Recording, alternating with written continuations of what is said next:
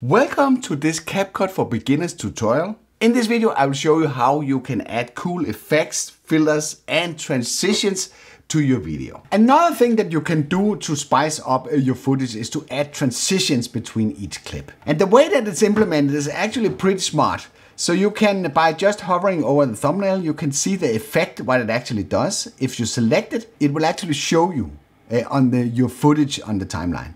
So if I select this one and I do this one again, so I can actually preview what it's doing to my footage before I even apply it. So let's say that I like this whoosh and I want it. I simply press the plus and then it's being added to the cut that is closest to the playhead. So if I put it like this and I want it again, so you see now it will add it to this cut between these two clips because my playhead was closer to this cut than it was to this cut. So if we just play it back here, back home. So we see it's swoosh and swoosh.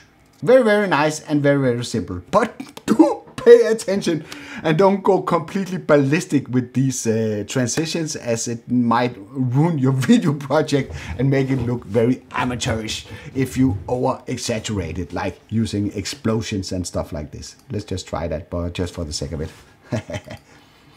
I can select the transition if I want to get rid of it or replace it and simply press delete and then it's gone. And now we have this explosion thingy and we will put this one in and so you see.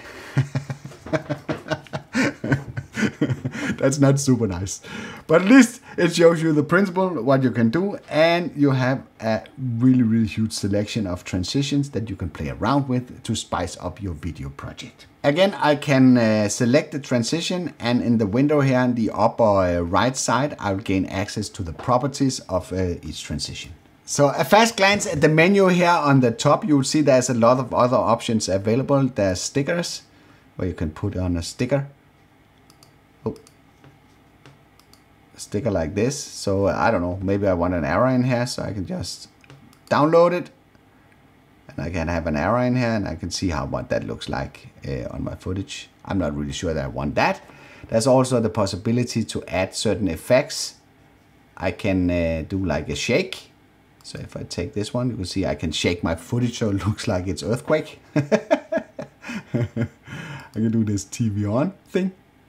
And it's really nice that you can preview each of these effects before you actually apply it. So, edge glow, I don't know what that does. Yeah, that adds a glow to the edge of, so you can play around with that. There's an option to add filters to your footage. You can add, let's just go here to this section.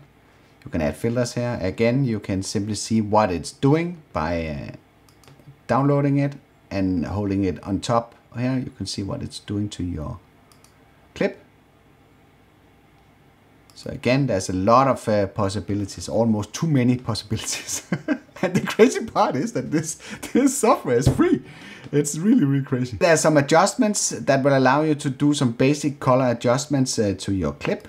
So let's say that you want, I don't know, you want, for some strange reason, you want to desaturate the footage here in the middle of everything. So you simply just take this adjustment layer and then you can take the saturation, you can bump it completely down so it's black and white. So see. And that is just related to this layer that I've put on top here. So if I hide it, you see, we have the original colors of the clip. So I can do a lot of changes to the clip here and I can make it apply across multiple clips if I want that. So that's super nice. There's also a LUT option. For those of you that have been flying drones for a long time, you would know that sometimes you get a flat color profile that will allow the drone to capture a lot more details in the footage, but you need to post-process it afterwards. So you would have to go to the, in this case, the DJI website, and then you have to download a LUT that is suited for the drone, and that one can be applied by using the LUT option that is available inside CapCut. You are getting a lot of options here, that's for sure. The lesson that you just watched is part of a full tutorial that covers end-to-end the workflow from you importing the footage, exporting it into a final video. If you want to watch the full tutorial in one go, you can access it through this card. Or you can watch the individual topics through the playlist below. I hope you liked this video. If you did, then feel free to give a like. If you didn't like it, feel free to press the dislike button twice. Thank you for watching, and I'll be seeing you on the next one.